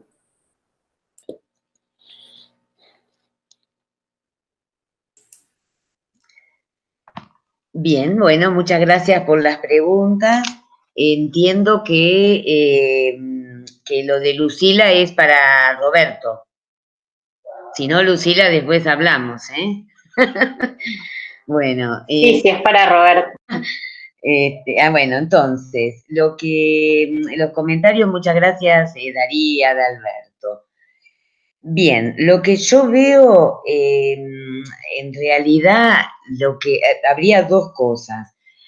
Aquí el empleo formal registrado no se pierde en tanta proporción como, o sea, exactamente es una pérdida de 258.000 empleos formales registrados, porque el gobierno tiene efectivamente una política de financiar una parte del salario a las empresas grandes, inclusive a las que podrían durante varios meses pagar los salarios, pero no es así. Eso por un lado. Entonces el gobierno actual ha tratado de mantener todo lo posible la relación laboral formal de empleos registrados. De todas maneras, son 258.000 empleos. pero lo que más, digamos, está afectado en términos de destrucción de empleo es el cuentapropista, el que tiene, por ejemplo, un negocio o el que vende, inclusive puede vender en el que vendía, por ejemplo, en un acto, en un teatro, que tenía un kiosco, bueno, toda, digamos, esa cadena. Y otro grupo es el asalariado, o sea, que cobra un salario informal, es decir, que si bien tiene un ingreso, no tiene como registro en lo que es la seguridad social. De todas maneras, hay para esos sectores, sobre todo para el caso de bueno, para todos, para unos está el IFE, que es este ingreso que se le da adicional por mes, aunque es insuficiente. Y por otro lado, también hubo una negociación de parte de la CGT de reducción salarial, es decir, trabajadores que pasan a cobrar un 75% de su sueldo. Ahora, dentro de muchas políticas como ser la doble indemnización, políticas de protección del empleo, mantenimiento de beneficios, digamos, para los trabajadores, hay también una gran ofensiva empresaria de buscar justamente reducir más, o sea, que las suspensiones, por ejemplo, porque las medidas si bien hubo una ley, un decreto que prohibía las suspensiones de trabajadores en las empresas, también había una cláusula sobre situaciones de fuerza mayor por el cual podían en ciertas circunstancias suspender trabajadores. Entonces, si bien hubo una gran cantidad de políticas favorables o que buscan proteger la relación laboral y proteger el empleo, hay también estas situaciones de suspensiones o de despidos. Ahora, en términos de lo que preguntaba Adalberto, si bien me falta algo, acá hubo durante el gobierno anterior un cierre de 25.000 empresas pymes, por lo tanto el punto de partida también el punto de partida fue que a los 2 meses del gobierno vino la pandemia. Por lo tanto, hay dificultad de poder hacer también un balance, ¿no? El balance que podemos hacer es qué políticas, un poco en línea con lo que también había mostrado acá Roberto Octavio, qué políticas se pueden dar para ciertos segmentos más desprotegidos y no desprotegidos, porque también el ATP, que es la ayuda, digamos, a pagar el 50% de los salarios, también es a sectores, digamos, que tienen mejores ingresos y tienen mayor protección. Entonces, lo de las pymes, no, esa cantidad de pymes, que son 25.000 pymes, es lógico que no hay no hay una reactivación que uno pueda evaluar, pero también en el caso de estos sectores, también incluyen estas medidas de apoyo, ¿no? Para el pago de salarios, como para las grandes empresas. Ahora les decía entonces que bueno, que el sector formal, si bien son muchos, 258.000, no es el sector que más pérdida de empleo tuvo. Y después, lo que comentaba Darí respecto a la resistencia, bueno, realmente hay muchísimas medidas de fuerza, movilizaciones, por ejemplo, del lado de ciertos sectores, como pueden ser el sector de salud pública, sobre todo en Buenos Aires, en la ciudad de Buenos Aires, de los enfermeros. Hubo también una manifestación de médicos, también en la provincia, pero en la provincia lograron entrar dentro de la planta permanente de lo que es las secretarías de salud y donde ellos trabajaban. En cambio, en la ciudad de Buenos Aires están dentro de un régimen administrativo y no un régimen vinculado a su profesión, ¿no? Como médicos y enfermeros. En ese sector hubo muchas, sobre todo convocatorias en los lugares de trabajo, manteniendo la distancia. Hubo también del sector de científicos que participaron. Hay también mucha controversia en ese tipo de resistencia. Ahora, también está el conflicto social. Por ejemplo, hubo una manifestación de la policía que rodeó tanto la casa del presidente como del gobernador en la provincia de Buenos Aires, una manifestación de la policía, que es un sector, como saben, no sindicalizado. Hubo también manifestaciones con respecto a unas tomas, como las tomas de tierras, de personas que no pudieron pagar más donde vivían, inclusive vivían en villas miserias o en lugares muy precarios. Entonces empezaron a ocupar territorios. Ahí también hubo conflictividad. Es decir, que la conflictividad tiene muchas aristas. O sea, yo, digamos, en lo que sería básica, tiene como tanto la conflictividad en esos sectores. Hubo también entonces, bueno, lo que sería de la economía popular, el grupo Barrios de Pie, es un grupo que prácticamente todas las semanas o todos los días hace reclamos. Y lo que yo hablaba de lo controversial tiene que ver con que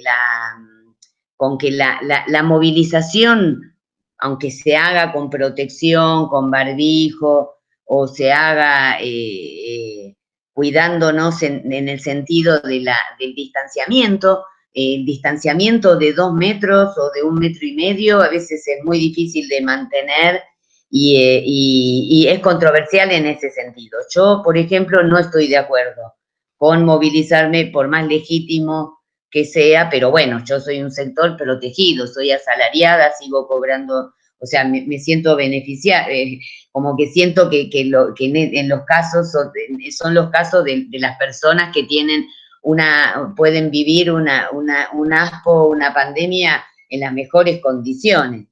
Entonces, pero pienso que hay otras situaciones en que tal vez, de todas maneras, es legítimo, sobre todo en el sector salud, que considero que es el sector de los más perjudicados, no solo en cantidad de muertes, sino también en condiciones salariales realmente muy desventajosas. Otros sectores también que me parecen muy considerables son el de la educación, porque en los diferentes niveles han sido realmente quienes se han transformado así en 15 días, siendo casi expertos en tecnologías educativas, y hay otros, ¿no? También, pero así como sectores muy... Y hay también muchos reclamos, por ejemplo, en el interior del país, en los sectores de alimentación, en los sectores rurales. Hay bastantes denuncias de grandes empresas por incumplimientos del lado de las empresas.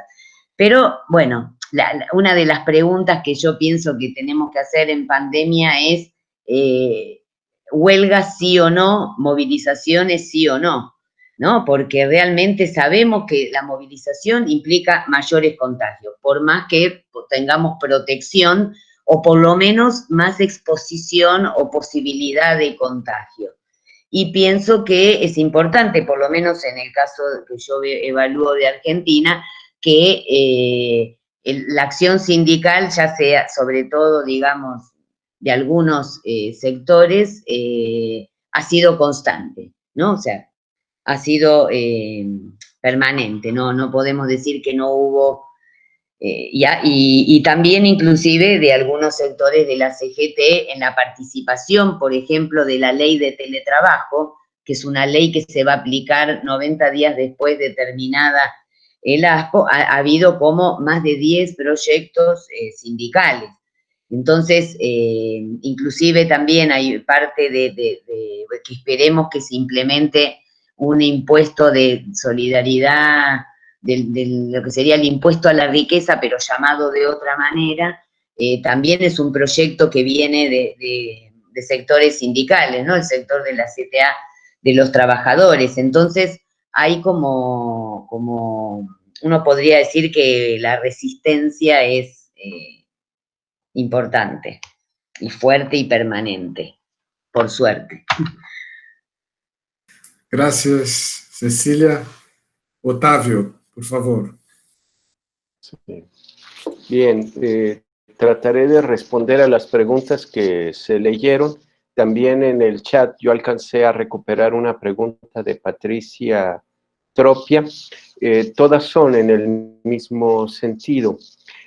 Bueno, a mí me gustaría un poco poner el contexto de que, como seguramente ustedes saben, México experimenta un cambio de gobierno a partir de fines de 2018, un cambio de gobierno que se traduce en dos reformas centrales, que es una reforma al sistema de salud, que tiene una dirección que es muy confusa y que lamentablemente cuando se está operando este cambio en el Seguro Popular, llega la pandemia.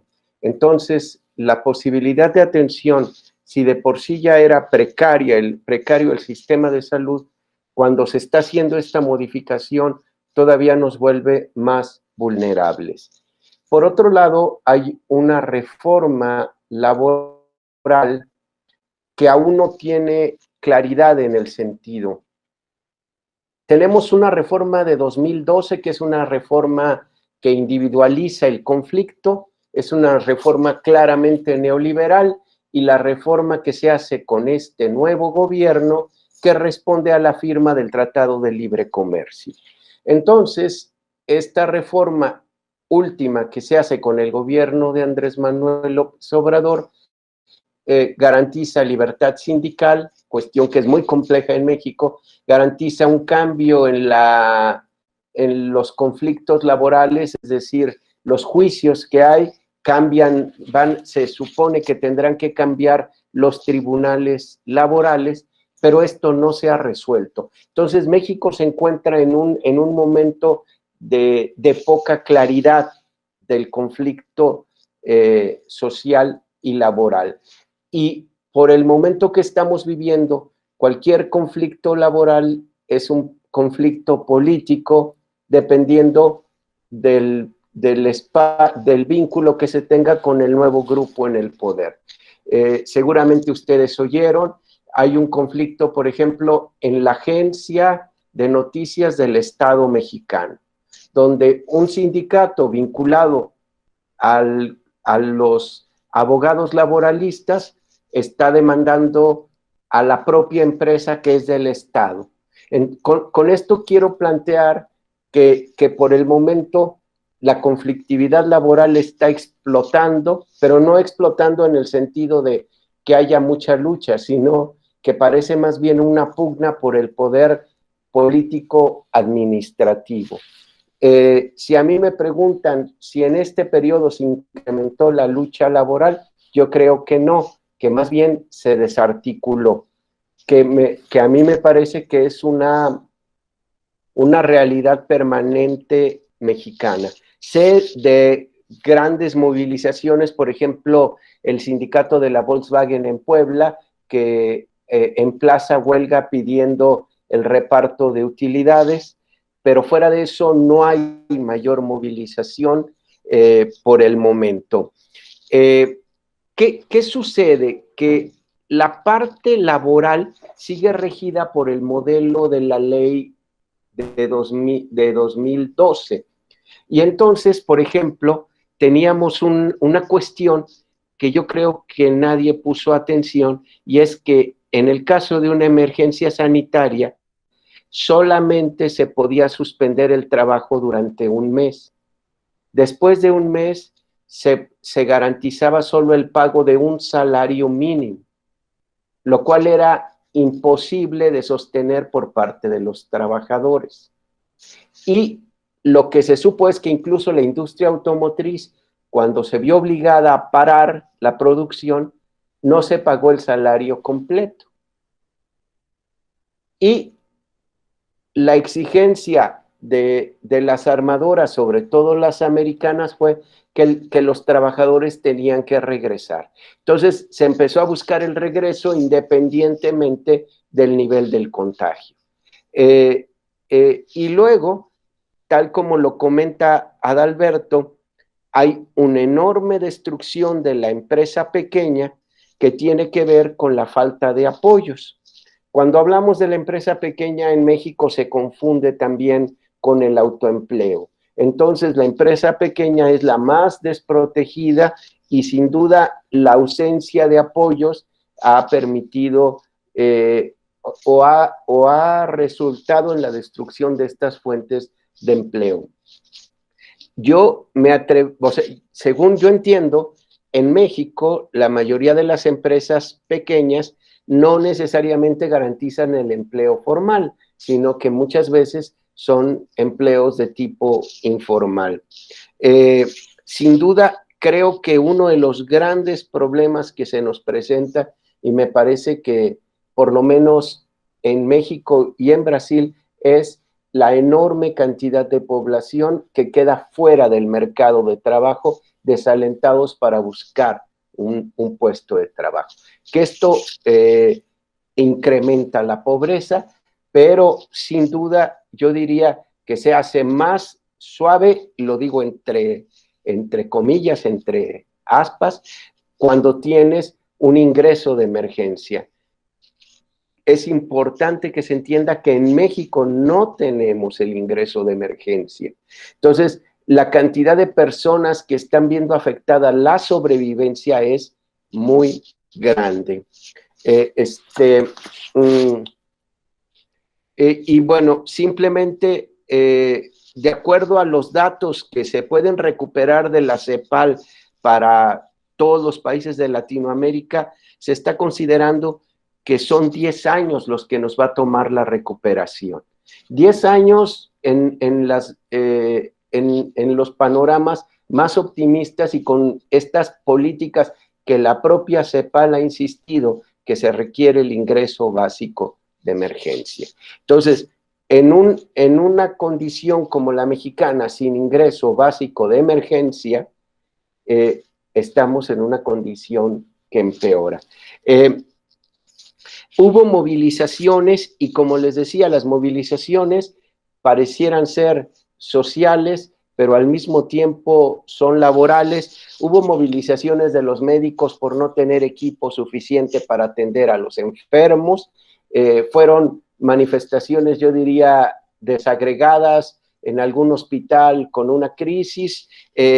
Ahora tenemos movilización por parte de los científicos, porque ahí les pediría que tomen nota de esto que está sucediendo en México. Se redujo fuertemente el ingreso a la investigación científica con la reducción de los fideicomisos, que son recursos con los que se sostienen instituciones como el COLEF, como algunas investigaciones del Colegio de la Frontera Norte, del CIDE, gente con la que seguramente ustedes tendrán trato, y hay una reducción de las formas de financiamiento de la investigación.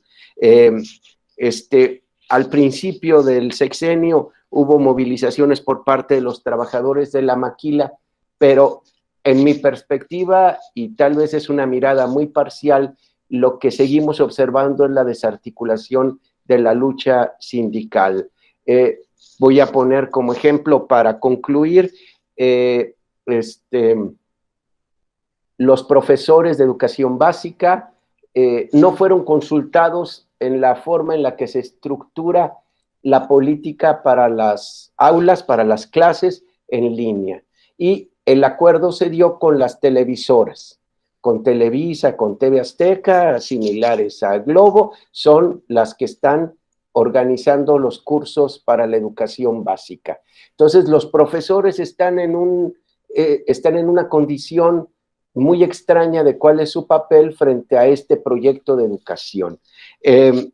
Y seguiría insistiendo que el panorama es confuso porque el poder de los empresarios para no cerrar las empresas fue muy grande. Seguramente en sus países escucharon el caso del empresario Salinas Pliego, quien es dueño de TV Azteca, es dueño de Electra, tiendas que hay por muchos lugares del mundo. Salinas Pliego dijo que no era necesario cerrar para evitar el contagio, que al final todos nos íbamos a enfermar, en un argumento tipo de que mueran los más débiles y se salvarán los fuertes. Pero Salinas Pliego es aliado del gobierno.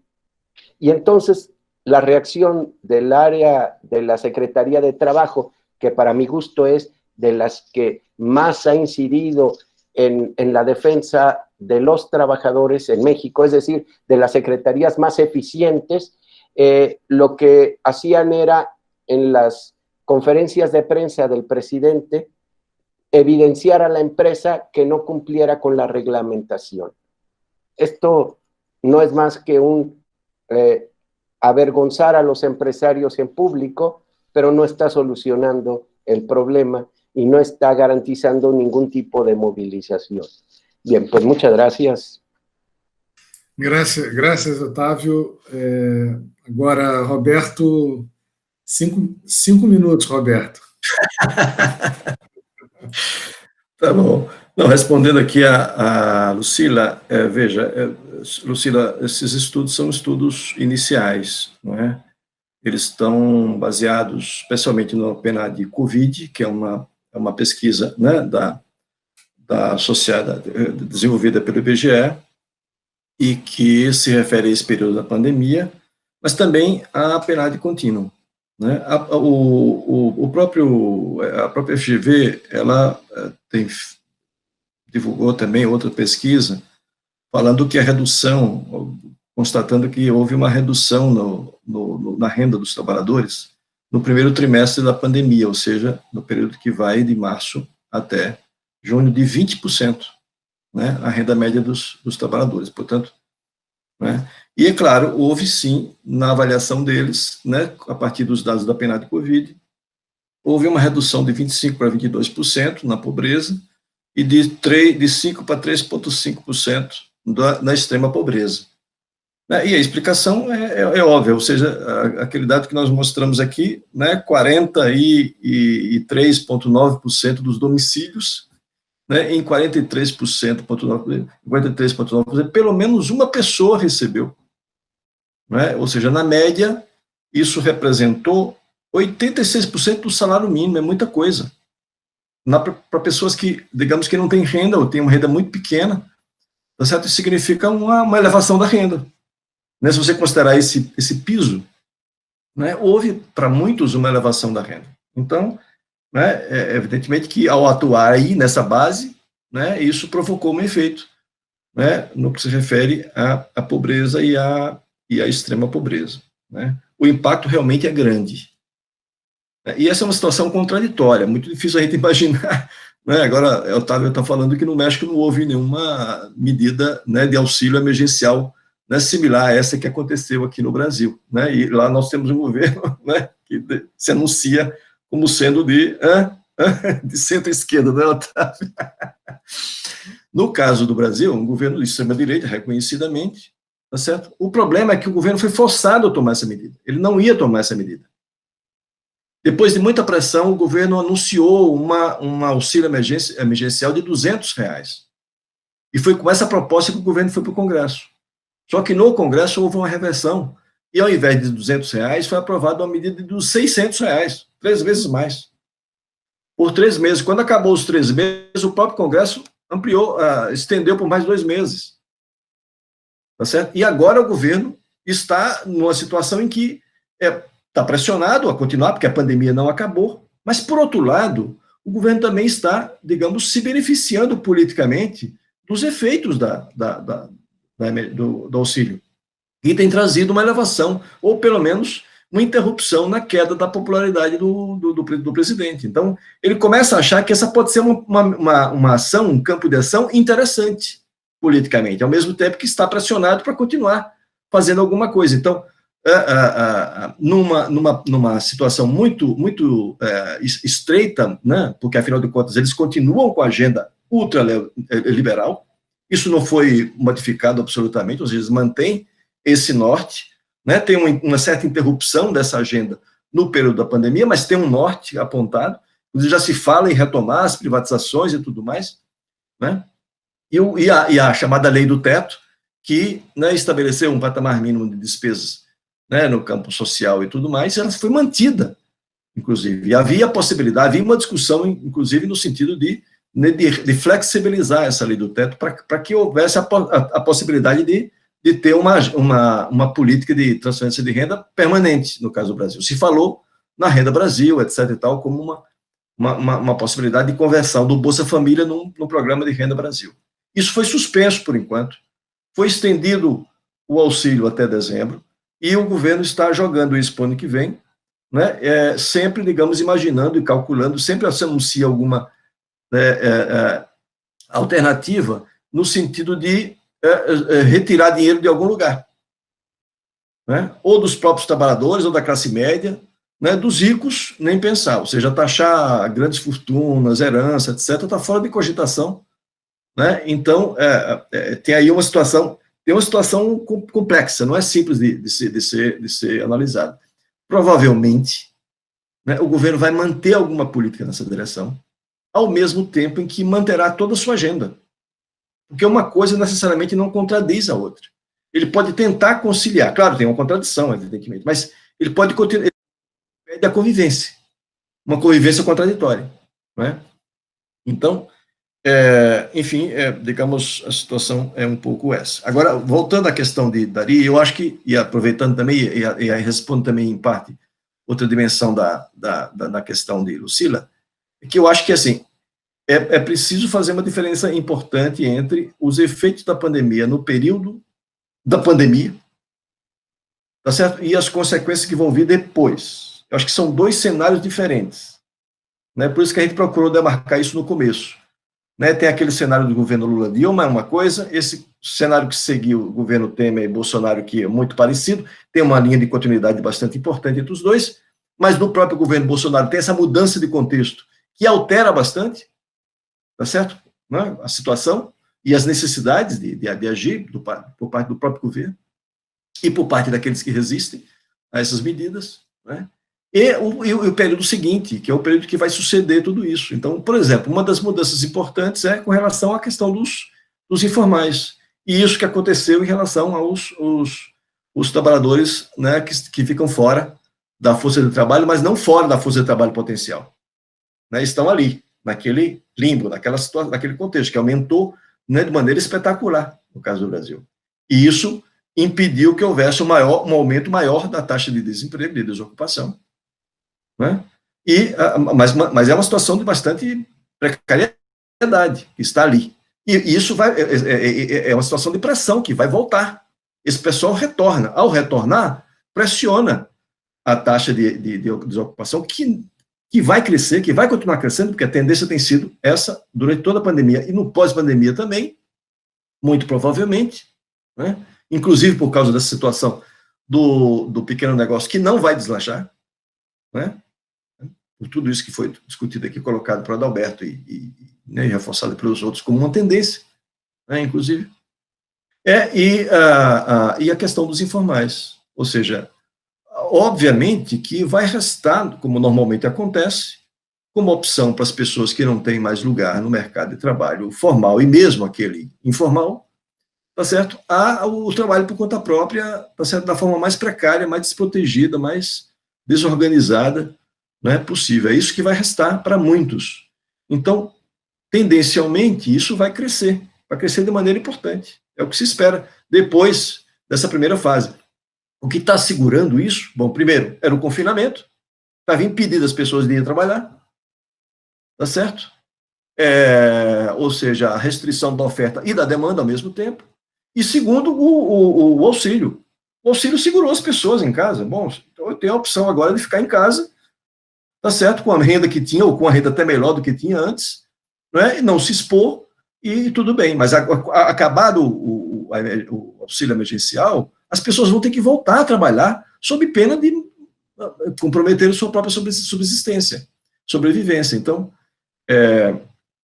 provavelmente nós vamos ter um cenário em que a informalidade vai explodir, né? Muito provavelmente, né? Junto com a taxa de desocupação, né? É o que, bom, se não tiver né, outro rumo às coisas. Reação sindical, para terminar, né? Eu daria uma resposta meio termo, mas eu acho que é sim e não. Eu acho que sim, tem, né? E os estudos, a gente até citou isso aqui, ou seja, né, Dari tem sido debruçado sobre isso, o Diese publicou recentemente um material sobre isso, né, Andréa, Patrícia, né, Mário, ou seja, tem várias pessoas estudando a reação dos sindicatos, a atuação dos sindicatos, etc., e de fato tem alguma coisa nessa direção, sobretudo no plano da negociação, né, de incluir na pauta de negociação, né, itens relacionados com isso, de reagir, de tentar barganhar, etc. e tal.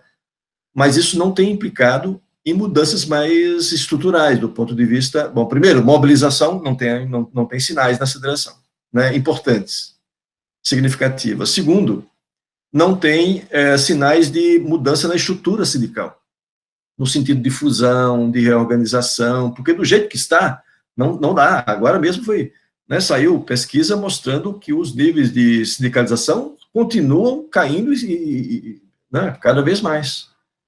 Então, é uma situação bem complexa essa. Por fora dos sindicatos, os sinais são, né, tem alguns, mas nenhum, digamos, anuncia, né, um futuro promissor, pelo menos por enquanto. Então, né, estamos ainda né, nessa situação de espera, de avaliação do que é que vai poder acontecer aí. Espero que algum gatilho né, seja acionado para desencadear um processo de mobilização, que a gente sempre espera que vai acontecer, mas até agora não aconteceu, nem no campo político em geral, nem no campo sindical, mas em particular a gente não tem visto isso, né?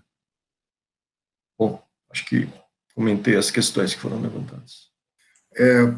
Ok, temos que terminar nosso evento. Eu queria agradecer mais uma vez a participação da Cecília, do Otávio e do Roberto, dizer que nós estamos, na verdade,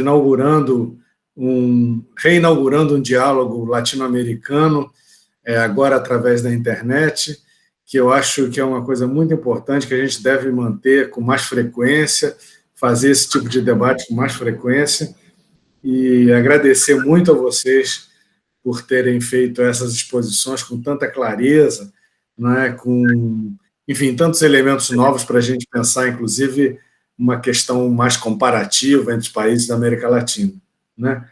Então, muito obrigado a vocês e obrigado a todos e todas que estão nos assistindo até agora. E repito que a cada 15 dias teremos um debate como esse, né, ocorrendo. O próximo será na semana que vem, se não me engano. Desculpe, acho que é na semana que vem. Dia 26. Oi? Dia 26, semana que vem. 23, teremos mais um debate. Estão todos convidados. E queria agradecer também a Patrícia e a Beth por essa parceria, que eu acho que está, na verdade, essa mesa foi pensada nessa ligação entre a Remíria e a Beth, né? Então, queria também agradecer a Patrícia pelo apoio e a Beth pelo apoio. Tá bom? Então, boa noite a todos, buenas noches, meus amigos.